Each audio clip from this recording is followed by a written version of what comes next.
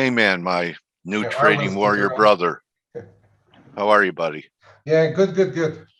I tell you, I'm learning from you quite a bit. You know what I haven't seen since you've been with us? I'm not sure if you're willing to show it, but your setup and what you're looking at every day. Could Yeah, you share your screen? yeah, we will. Okay. So just let me introduce for those who don't know me. I've been mainly a SpotFX market Oh no, that maker. this is my job. Oh, this is your job. All right, Yeah, good. Take it okay. away. So I mean, you could share your screen when you want. I'm not sure if you want to go on camera, but Let me see. I okay, all right. So what I like to do is I like to take people back to like the beginning of their careers. Okay, and so let's get in a time machine. Yeah, And you're in high school or you're at the university, I'm in and high you're school. thinking to yourself, "Wow, I have my whole life ahead of me. What No, did you I'm want just. to do? What did you Um, want to do?" I didn't know what I wanted to do. The way I ended up in dealing rooms is was my brother used to work for Citibank. He's been with Citibank all of his career back in Belgium. Okay. And being in the last year of high school, he said, like, well, why don't you just come and have a month as a job student in the bank? And I was so fortunate to end up in the dealing room. And Wow, the rest you is were. really history. I stayed. So I stayed and learned a lot from very good bankers over there, mainly started on the money market. I don't know if you recall those old fiduciary trades, deals. We were like writing them all down by hand in those days. But then Oh a yeah. year, a year after that, I moved over to the local Belgian bank, which has become ING after that. And there I really ended up on the SpotFX desk, and haven't done anything else than SpotFX throughout my career since then. Mainly Belgian franc, of course, when I started, but then I've been gradually moving over to loads of other currencies. Yeah. Been market making Scandies, the old ERM currencies back in the 90s. Yeah. And then since 1997, really, I moved over to, in the meantime, I moved from the Belgian bank back to Citibank and then to an English bank. But the only currency I never really wanted to make a market in was cable or sterling. I, I, Okay. I never Why? had any affinities to make markets Was in it the this. way it traded, or what? You didn't Say like again. Winston Churchill, huh? I think it was just a little bit too much. How shall I say? Kept in hands by the big four UK banks and then some big American banks. When Okay. JP Morgan called up for a price, it was near guaranteed loss to get out of it. So I'd rather leave that to the specialists. Yeah, you were very fortunate to have a relative in the business and be brought right into where trading is done. What people have to go through now to discern what is good quality and what is who is a charlatan. Yeah. For myself, came in. I went to university in the middle of the cornfields of DeKalb, Illinois. And I had no idea when I was going to school there that I'd be trading corn futures. Hmm. But so you knew right away. What got me down there was someone invited me to the CME, and once I was in the gallery and seen a few markets go fast market. You remember those days in open outcry? They put up fast market, and brokers weren't held to the price during that time frame, and there were roars on the floor. I was hooked. So I just went down and found a job as a runner on the floor, but I had no idea what I was going to do out of college. So the rest was history once I saw the pork belly pit. Uh-huh. Uh, so I know I took a course in technical analysis while I was there. What influenced you and what did you learn early on in your career that helped you develop as a technician, being able to start to read markets, and how long did it take you, do you feel, to become more proficient at the desk? Yeah, it's really but first of all, it took years. That is one thing. When I came out of, I just had the general education, and it's by pure accident that I started in a dealing room. In those days, to be on a spot desk, you needed a little bit of a gambling attitude, and the most important thing on an FX spot desk in those days was to be fast.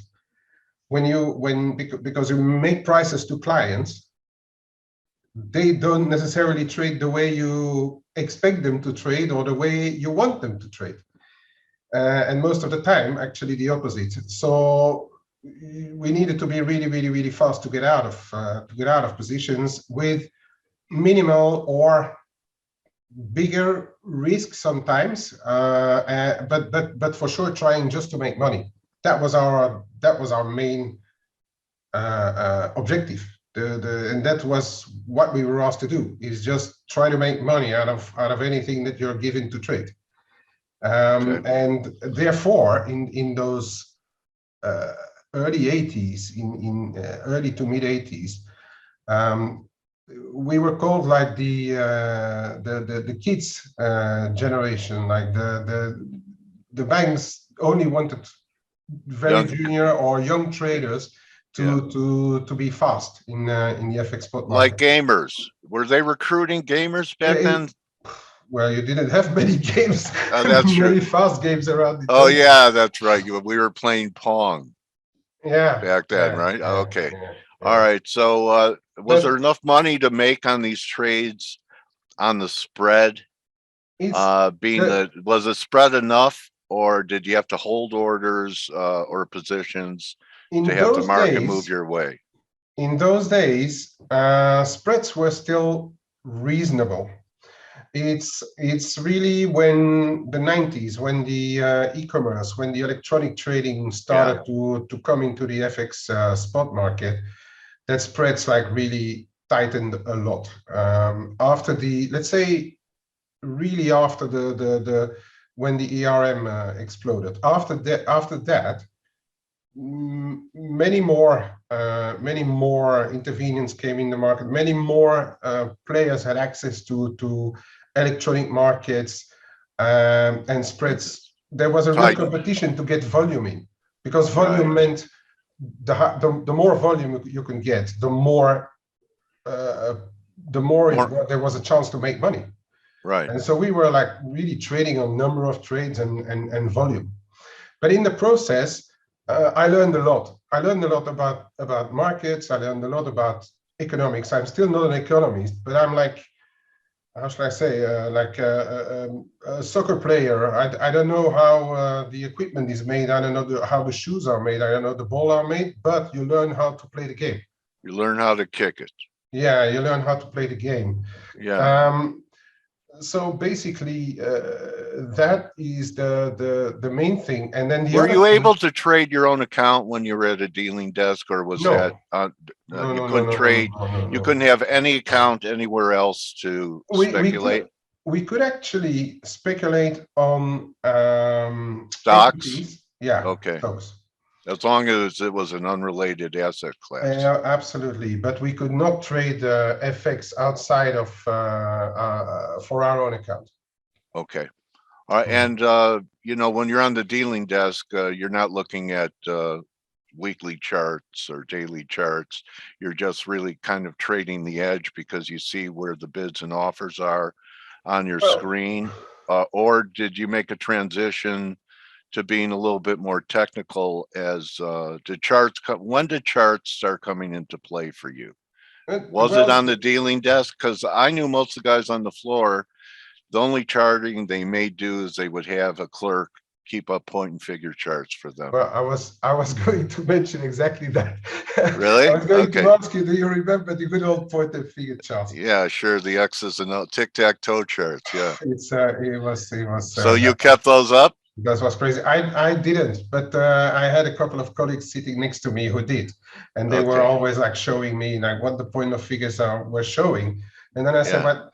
what is the point of figures going to help me when I don't know, Paul Tudor Jones is giving me $300 yen and I can't get out of them. I mean, where are Yeah. your point of figures to help me there? You know, Yeah. no,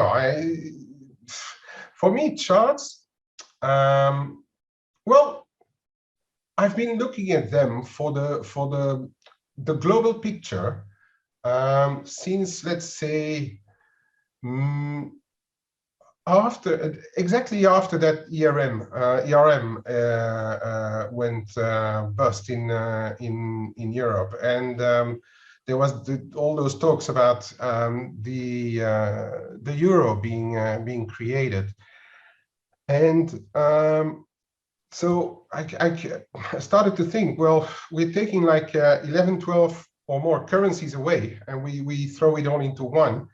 So it's probably going to be a bit, in one way, easier to follow bigger trends or shifts between one big block, the euro, the other big block, the yen, and the dollar, and then the yen. You know, sorry? And the Deutschmark. In those days, the Deutsche Mark was still there, but in those days, it was actually easy trading Deutsche Mark. You could only buy it because those guys were having such a big economy, very low, very low inflation, stable interest rates, whatever. There was only one way for the Deutsche Mark. You could only buy it. Yeah, so then charts came smalls into play, but until really the end of my spot FX banking career, I was much more driven by fundamentals, flow information, because the good thing about sitting in a bank and sitting in the major banks is you get flow information. And you also have information from your colleagues. Imagine yourself sitting in a 500 people dealing room, the information flow that just floats around. You don't, I'm not talking about Reuters or Bloomberg or which are, of course, like the buzz in the room. The buzz in the room. Exactly, the buzz in the room, or oh, we got real money starting to buy EM, or we got real money starting to buy bonds if you were lucky to sit not too far from bonds, or we were sitting obviously next to the FX option traders, and you just hear what the vols are doing, or when they were doing a big ticket. So this kind of information and some fundamentals, and then held by actually very little, but a little bit of charts were enough to sit in a dealing room and try to make money. Because from when the euro really started, because people sometimes think it's like a very nice job and like it's easy. You just go in and print money. But especially on FX spot trading desks, we have to imagine that since the euro is created, spreads went to zero, absolutely zero. Okay. When we saw euro dollar trade like to now 111.53, 54, well, we would show that in 20-30 million dollars, and the spread zero. Or even more when the client. How the bank make money on during those times? Because without spread. Because there was always like we took risks. When let's say for instance, if the dollar you might hold the other side of the trade for a little while. Yeah, we kind of held the trade, or when you really have big flows, you could be given and paid at the same time, or in a few minutes interval, or you went with the flow. Because we still had like those call-out calls in the old days where you could call up other banks and hit them. And when you got given, let's say $100 million, you could sell 150. You might lose a little on the 100, but you made it all back on the 50 more that you sold. You know, but there was always a risk involved with everything. But it was certainly not on spreads anymore that we were making our money. But it taught the traders and myself to be always very sharp and to be always alert to what could be happening, right? You know, I have one joke about that relates to that. That there was a father and a son at having dinner, and his son kept putting a quarter in his mouth, and his father said, "Be careful, son. You might swallow that and choke." So next thing he noticed, the kid swallowed it and he's choking, and some guy runs over to his son and kicks him as hard as he could, not a Heimlich maneuver, right in his private parts, and the quarter just popped out of the kid's mouth. And the father was so grateful. He said, "Oh, thank you so much, doctor, for saving my life." And the guy said, "I'm not a doctor, I'm a market maker."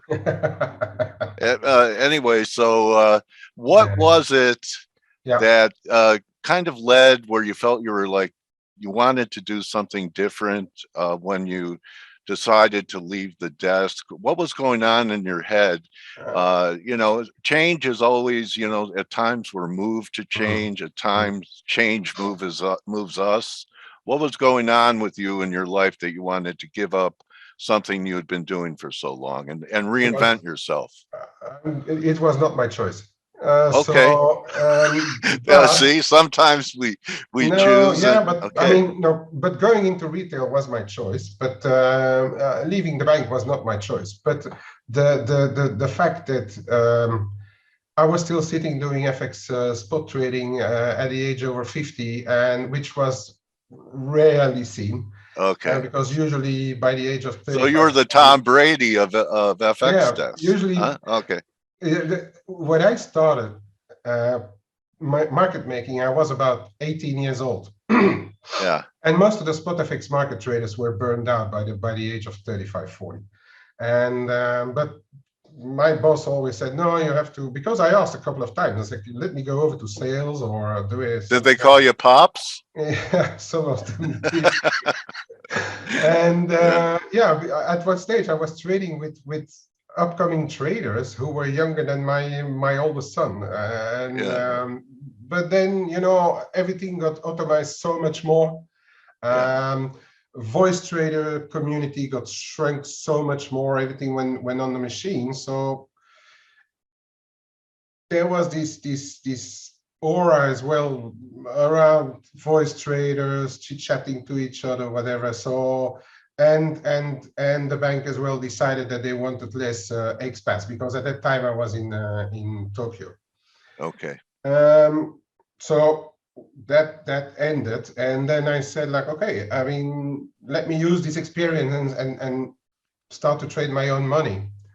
And so I'm still doing it today. So I must be doing something right. But I still use my market. How about that transition though?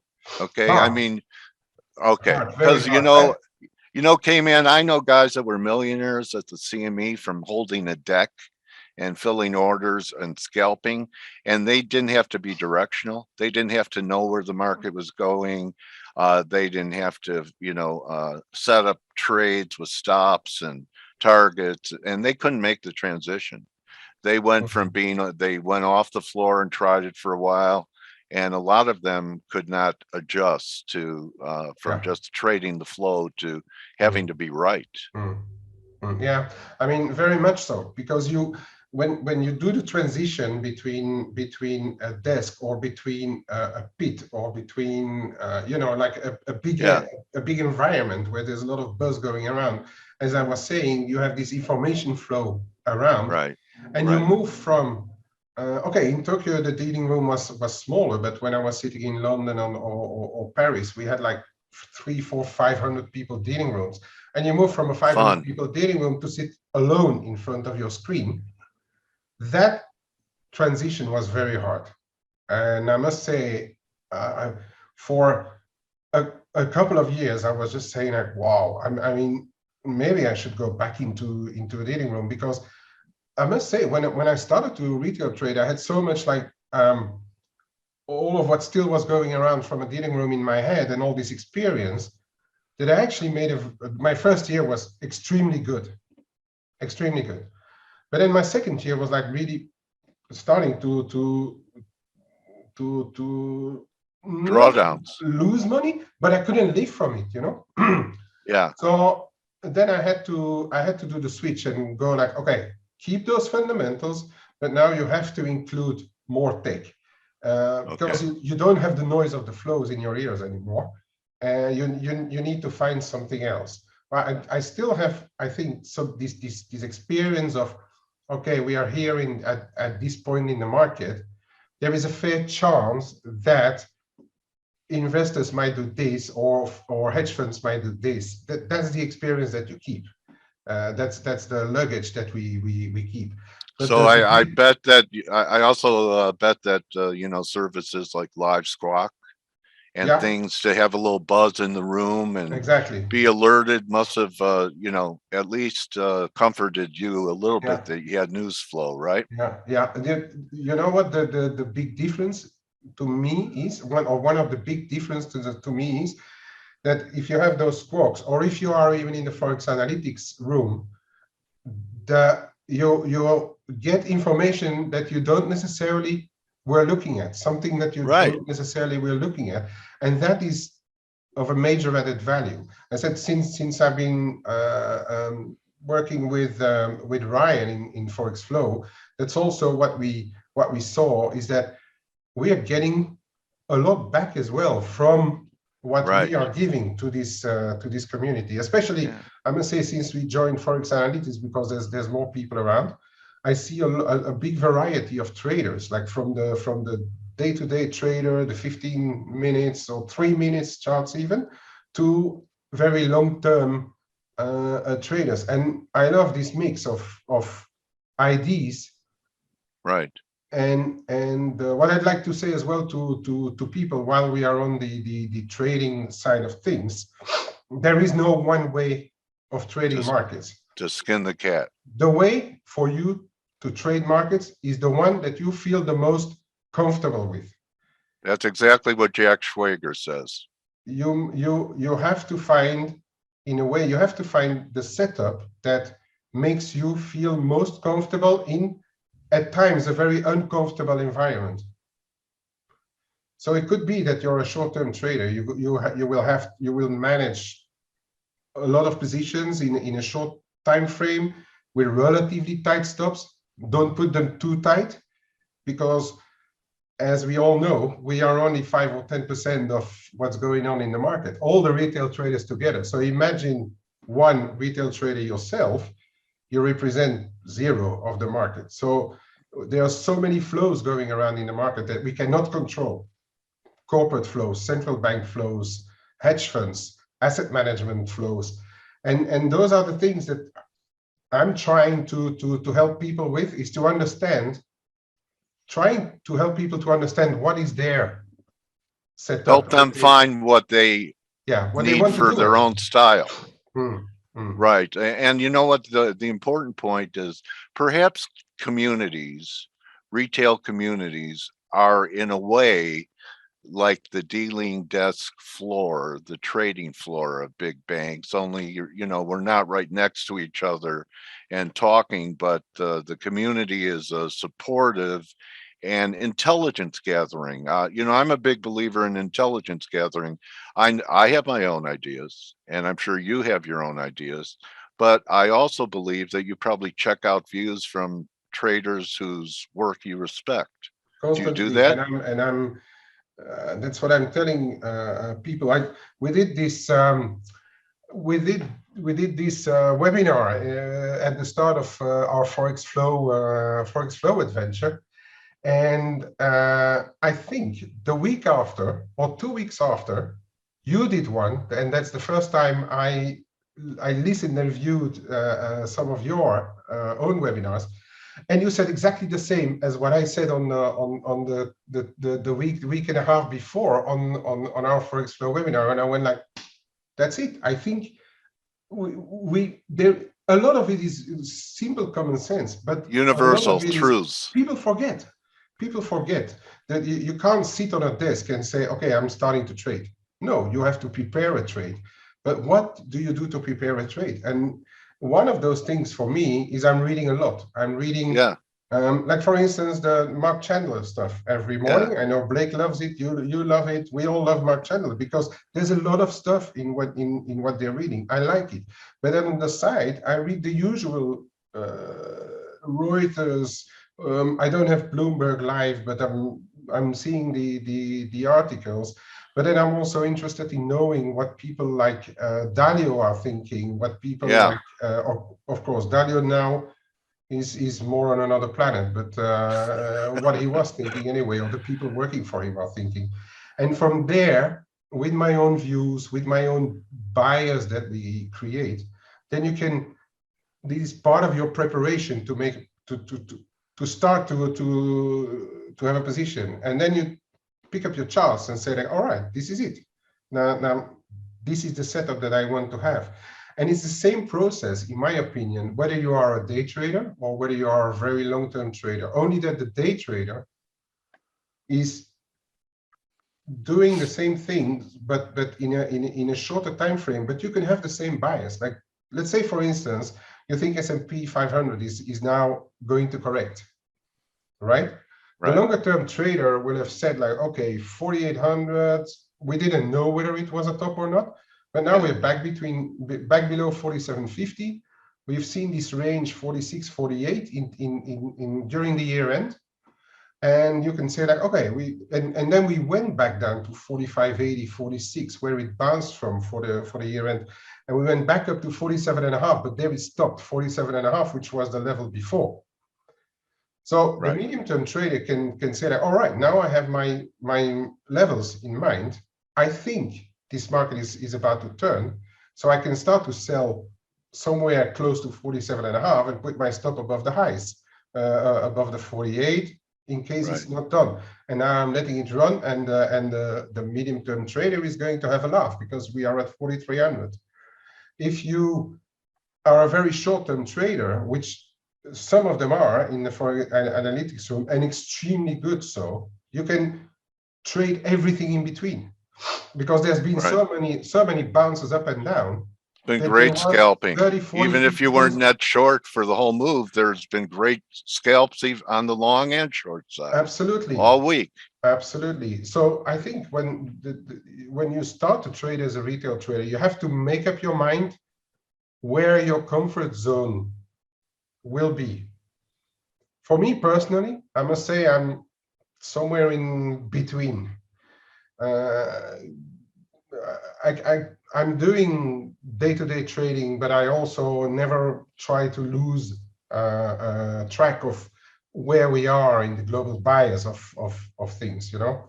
Like for instance, now the central banks are on the move. What does it mean? So that gives me a medium-term likelihood of a bias, and from there on I pick up my charts and go, here we go. I learned a new trading signal this year in this environment. The next time I see a CEO who has stepped aside after his shares have gone up 100 times in value and get into a spaceship to fly into lower space, it's going to be a sign to short that company. And if you look at Amazon, and when Bezos took off and when Virgin took off, that was those were peaks. So the next time multi-billionaires are playing with their new toys, you know that you got to get short. So you can't compare it to Musk though, because he's in space constantly. So yeah, that's even when he's on Earth. No, he's not on Earth. Even when his ethereal body is. So, Kman, what do you see as your mission here at ForexAnalytix? Being part of this team, I think you're a great addition. Ryan's a great addition. Do you see yourself as having a mission for subscribers when you're around? Well, I think it's to show them a little bit of the fundamentals, which we are doing in the flow room or in the fundamental room or however the name is going to be. But at the same time, I'm also looking at technical setups, but I'm trying to base for at least the medium term, I'm trying to base it all on a bias, which is fundamentally based, and then supported by a technical picture, which makes sense.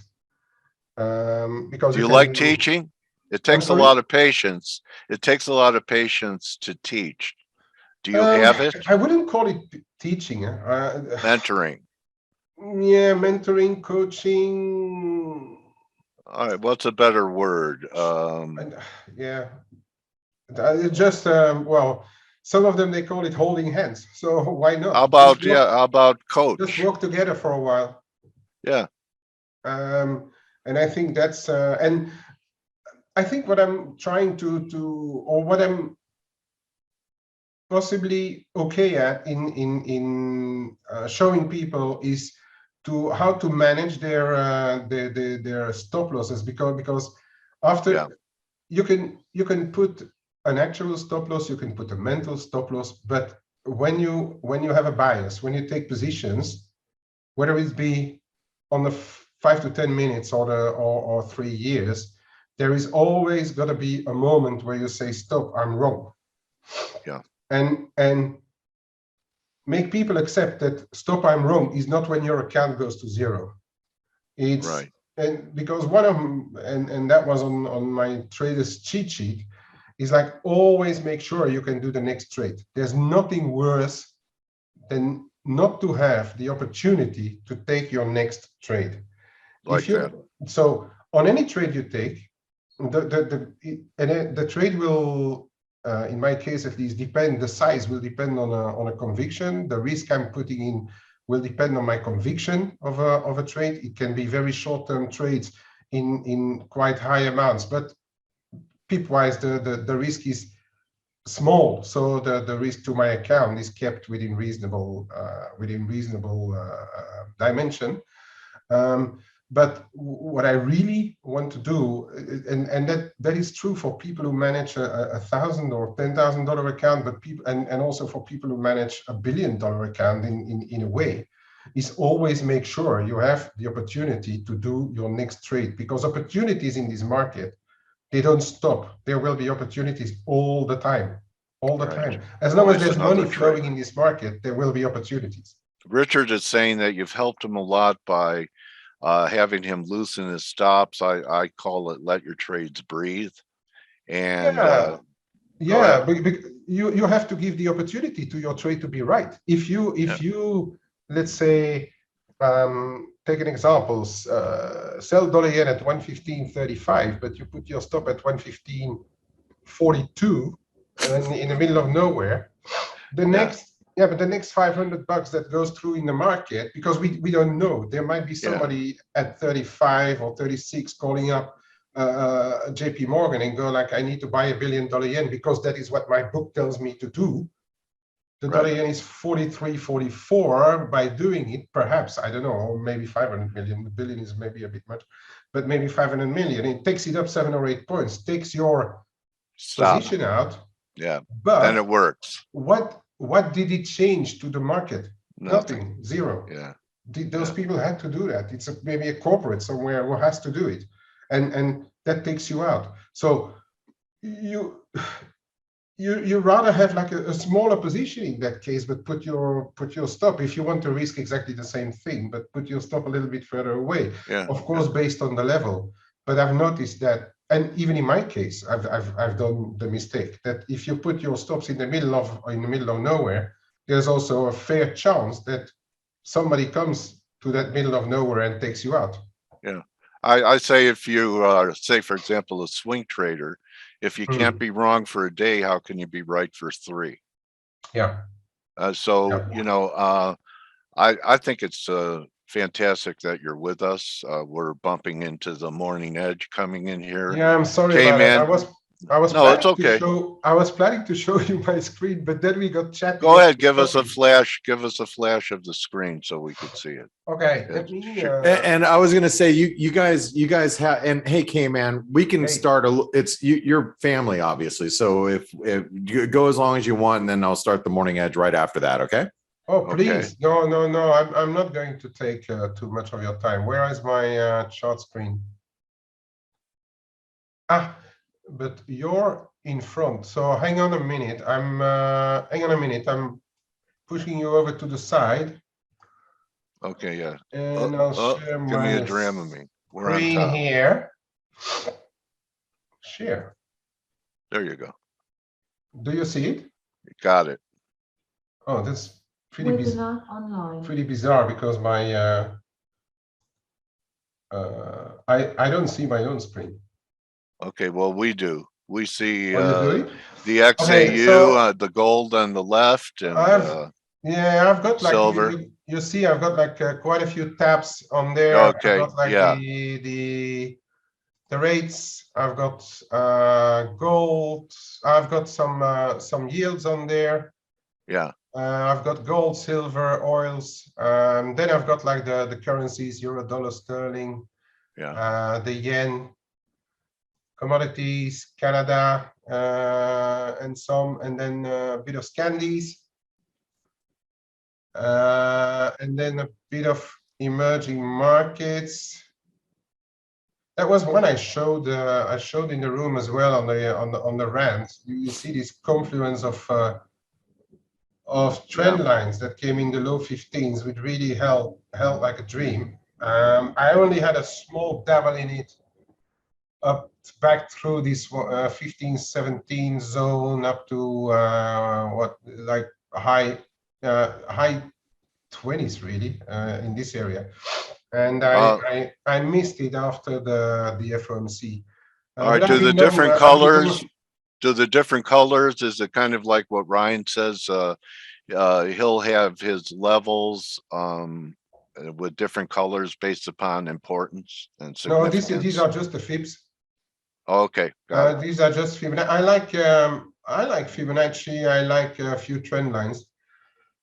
I've come and we're going back to the start of our conversation that moving averages are going to have a bigger importance, to me at least, in stock markets or indices than they have on FX.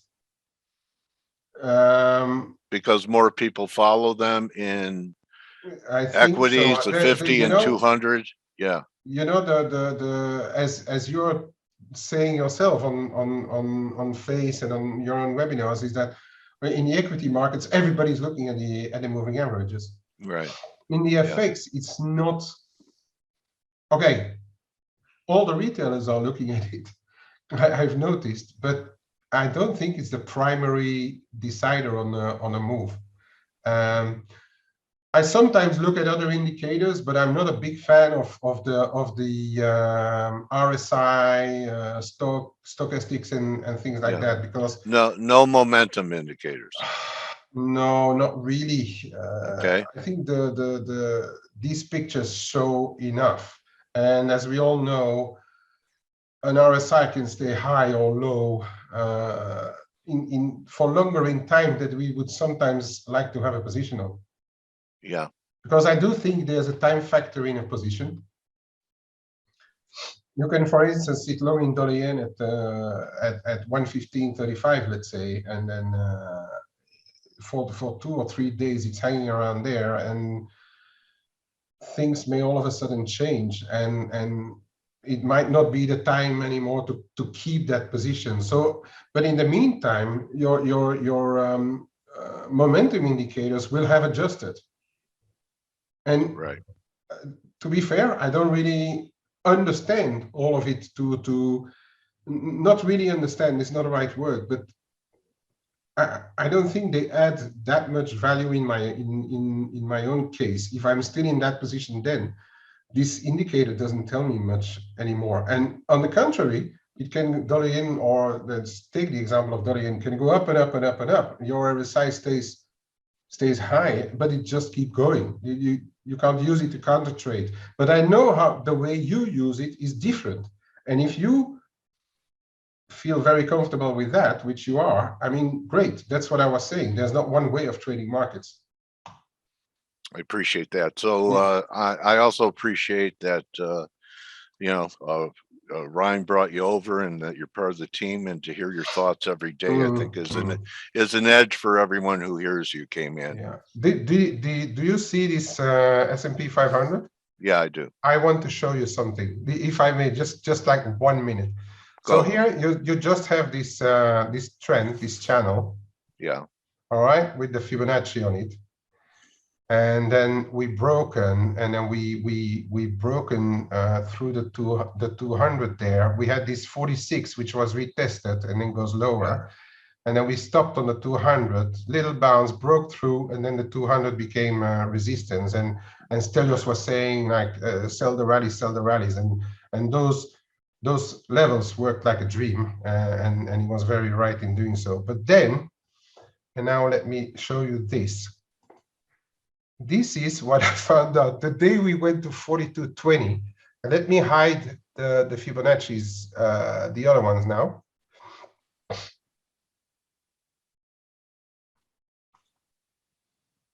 And I wanted to have your idea on this. Look at this. This is the Fibonacci extension, the trend-based Fib extension. And if you look at this from the whole move in 2020, and then we started to go up again, and then you take the top, assuming that it was a top. If you look at the 50 here, it goes straight on to that 42.20s where we stopped. And I thought it was extremely interesting. I haven't. What's the next level underneath it? Should it take it out? Well, today 4100. 41. Okay. Yeah, 40, 80, 41. But okay. I just went into it and I found it very interesting, because it did show those particular levels where it actually reacted a couple of times, especially this one. And that's something, I mean, all of us technicians been doing it for decades, and then we're always surprised. It's the first time I saw it. Oh, okay. But I mean, we're always surprised when we get the, you know, we'll have a line and it'll respect it and react to it. And it still amazes me. So it was great talking to you. Okay, anyway, yeah, maybe we can do learned a lot. Maybe we can do it another time again. Well, let me. We will. How do I do stop sharing screen? Just a drop-down menu that you have will just stop share. And I could end it. There you go. So okay. Listen, you survived an interview with me, and you're now my trading warrior brother. All righty, that's official. So you know, it is official, and appreciate you and all you're doing for all our, you know, our trading family community, and glad that our paths crossed, and thank you for your insights that you give us. Thank you so much, and I appreciate you as well. And you, how much is it now? 273 years experience? Almost that, and 100,000 interviews. You're my 100,000th interview. Really? All right, buddy. Wow. Yeah. No, okay. It's well over. It's a few thousand. Anyway, I'll always remember this. Unlike Steve Volge, who I interviewed on FX Street, and I couldn't remember it, and I still bug him about it. And anyway, very nice to have a conversation with you. Glad you're part of the team, that I could shoot a question to you anytime, and not just during F.A.C.E. So, you know, when you remember, Kman's around. He's just another great addition, that if you need some help or you have some questions about what you're doing, you reach out, he'll reach back. Thank you, buddy. For sure, for sure. Thank you, Dale. Have a smashing weekend. You too, bro. Okay. And guys, Blake's going to start up the Morning Edge. I'll see everyone next week. Have a great weekend. And remember, don't just count your pips, count your blessings. Adios. Hey traders, this is Blake Morrow with ForexAnalytix. Thanks for stopping by our YouTube channel. Don't forget to like these videos, share them, and subscribe to our channel so you don't miss any of the content that we provide here for free. Thanks for stopping by. I'll see you in the next video.